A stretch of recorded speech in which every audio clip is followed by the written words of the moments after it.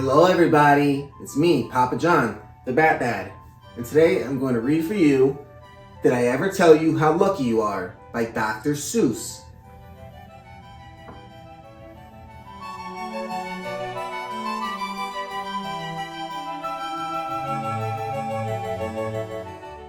Did I ever tell you how lucky you are?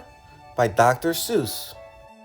When I was quite young and quite small for my size, I met an old man in the desert of Dries, and he sang me a song I will never forget.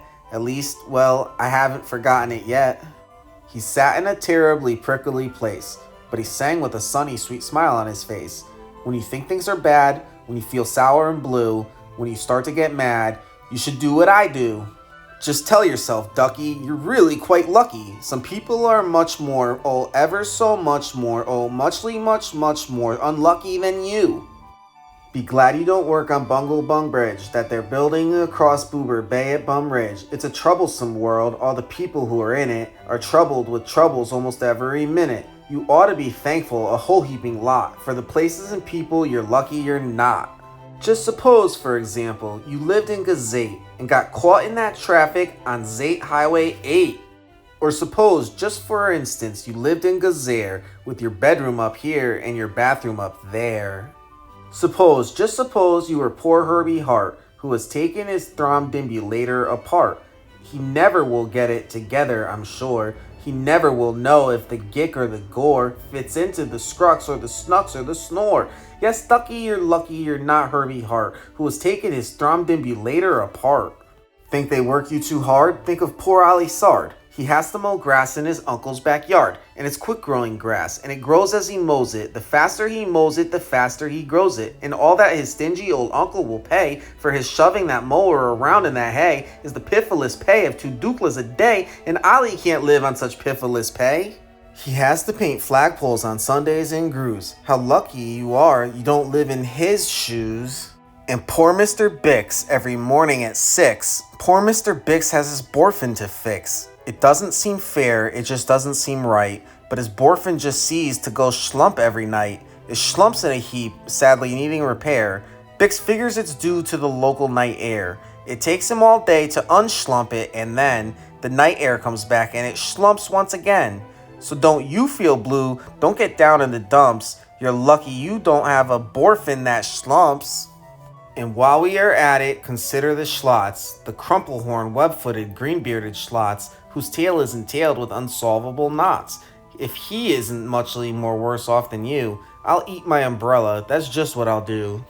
And you're lucky, indeed, you don't ride on a camel. To ride on a camel, you sit on a whammel. A whammel, you know, is a sort of a saddle, held on by a button that's known as a faddle. And boy, if your old whammel faddle gets loose, I'm telling you, Ducky, you're gone like a goose.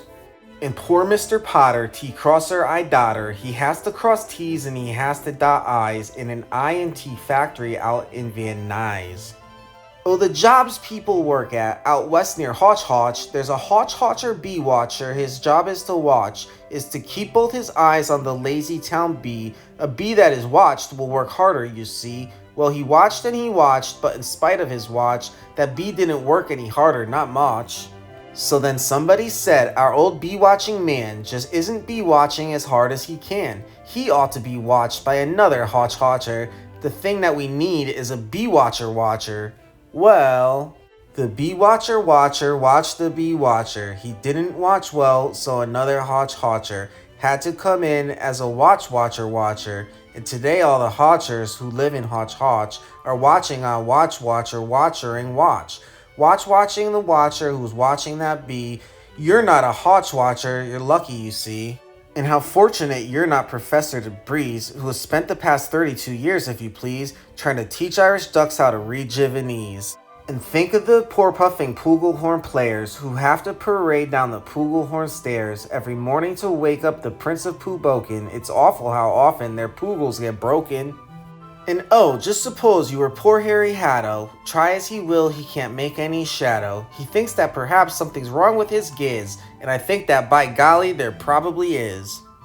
And the brothers Bazoo, the poor brothers Bazoo, suppose your hair grew like theirs happened to do. You think you're unlucky? I'm telling you, Ducky, some people are muchly, oh ever so muchly, muchly more unlucky than you.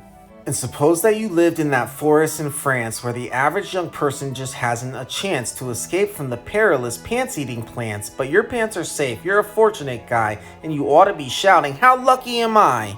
And speaking of plants, you should be greatly gladdish. You're not Farmer Falkenberg's 17 radish.